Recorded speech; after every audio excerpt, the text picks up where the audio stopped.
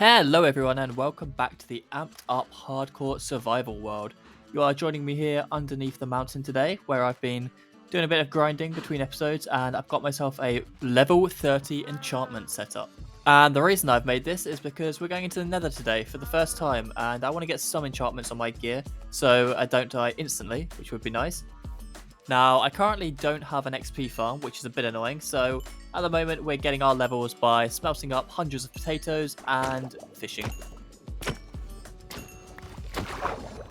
But after a decent amount of time, I've got myself some pretty good gear, the highlight being this protection 4 chestplate. So now I think we're ready to head into the nether. And I do have myself a ruined portal pretty close to the base, so I think we're going to head over, complete that, and then head into the nether.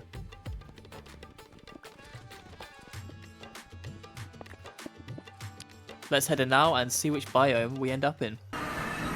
Okay, so it looks like we're in the Crimson Forest biome. I probably should have said, but the reason we're going into the nether today is to get a load of bone blocks. So I'll be looking for a soul sand valley, because I think there's a load of fossils there. So I should be able to mine up a bunch of bones, and then we can do our build today.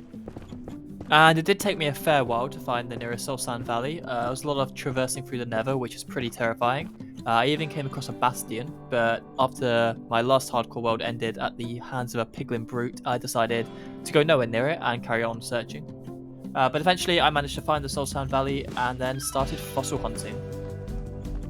While I was mining my first fossil, a ghast attacked me and I managed to pull this off, which I was pretty proud of, not gonna lie.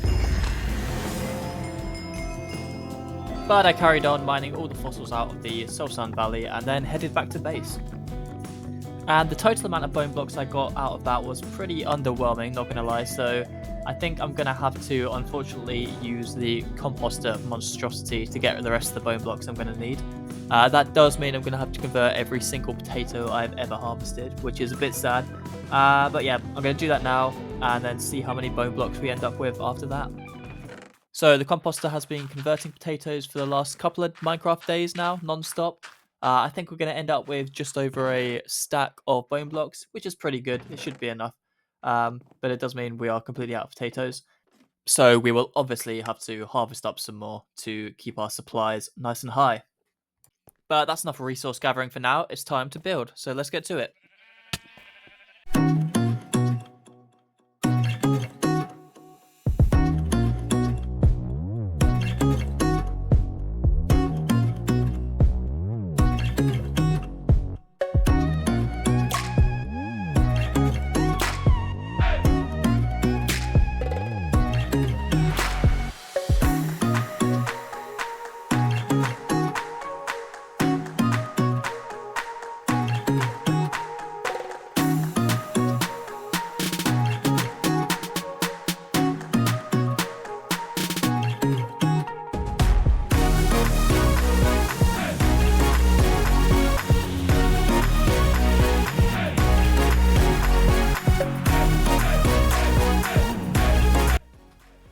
My goodness, that took a long time. The build itself wasn't too bad, but the bone blocks took a hell of a long time to gather. I thought I had enough, but I definitely didn't. I've been doing a lot of potato harvesting and composting and replanting. And so now we're on day 85, so that took a very long time. But hey, look, I think the bridge looks really cool. And now we've got access to this brand new area. And what I want to do is to bring villagers up to this area. So we're going to move some villagers, which will be nice and fun.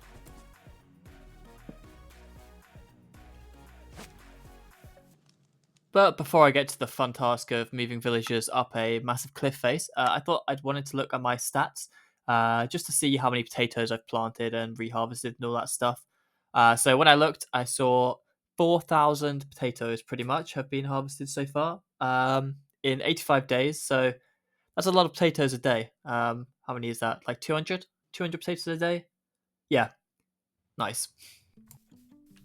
So I've only come across one village so far in this world, and that's back at the start where we found fridge near spawn, and that's over this way. So that does mean I have to go under this terrifying cave here.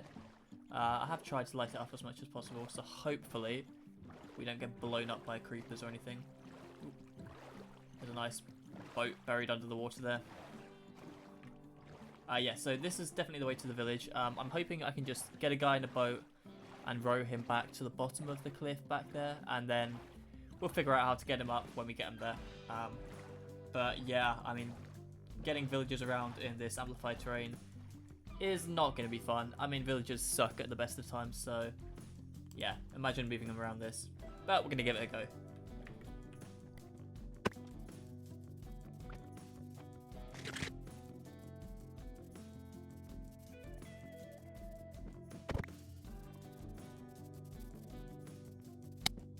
That was quite a bit further than I remember it being, not going to lie. That is going to be a hell of a trek to get the villagers from here to there, but we've got to do it. So yeah, I think what I'm going to have to do is carve a path through the mountains so I can boat them straight to the base, which is going to be a pretty big task. So I'm going to get on with that, and I'll check back in with you guys when we've got ourselves a path back to the base.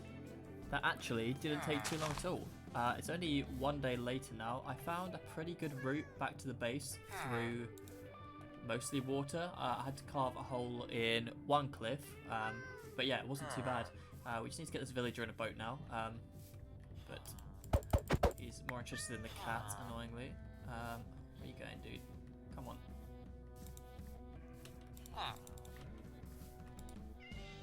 Get it. Yeah, there we go. Okay, right, so if I get into the water here, I should be able to row him all the way back to the cave base, hopefully. I haven't actually tested it, but I'm pretty sure that the oceans all link up. So yeah, let's take him back.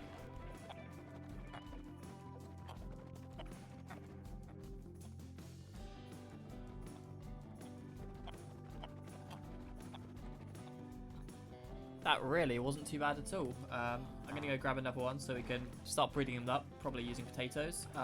Yeah, so I'll go grab another one and check back in when I've got him.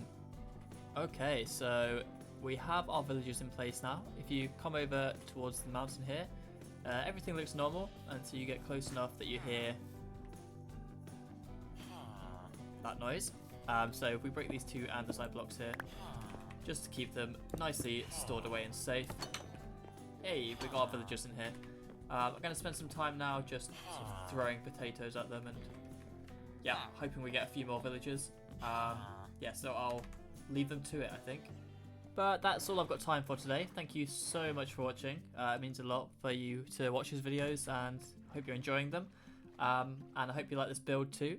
Next time I'll be moving the villagers up to the top of the cliff there and probably building them a little village as well. And I might even take on the trial chamber that we found earlier. But for right now, I'm going to head to bed. So thanks for watching, and I'll see you in the next one. Goodbye.